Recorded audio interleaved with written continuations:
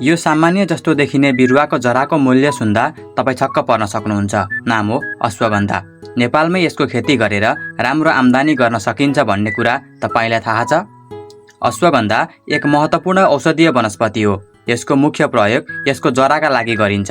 आयुर्वेदमा लामो समयदेखि प्रयोग हुँदै आएको अश्वगन्धाको माग नेपालसँगै अन्तर्राष्ट्रिय बजारमा पनि पाइन्छ।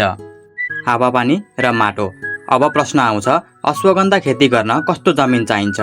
अश्वगन्धाका लागि पानी नजम्ने, राम्रो ड्रेनेज भएको, हल्का तथा बलौटे दोमट माटो उपयुक्त मानिन्छ।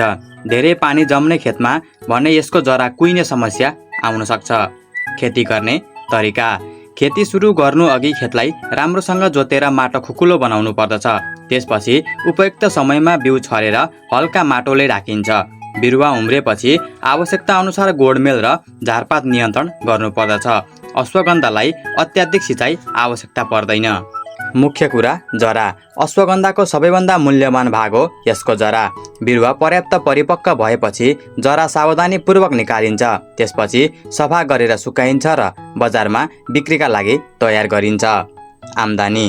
तर यहाँ एउटा महत्त्वपूर्ण कुरा छ, अश्वगन्धा खेतीलाई छिट्टै धनी बन्ने खेती भनेर बुझ्नु हुँदैन। तपाईँको आम्दानी, उत्पादन, खेती लागत, बिउको गुणस्तर र सबैभन्दा महत्त्वपूर्ण बजार मूल्यमा निर्भर हुन्छ। त्यसैले खेती गर्नुअघि स्थानीय बजार र खरिदकर्ताबारे जानकारी लिनु निकै आवश्यक हुन्छ। राम्रो विकल्प।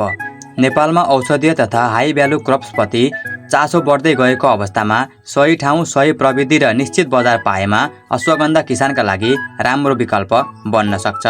के तपाईँ अश्वगन्धा खेती सुरु गर्ने सोचमा हुनुहुन्छ? कमेन्टमा अश्वगन्धा लेख्नुहोस् र यस्तै फार्मिङ जानकारीका लागि च्यानल सब्स्क्राइब गर्न नभुल्नुहोला।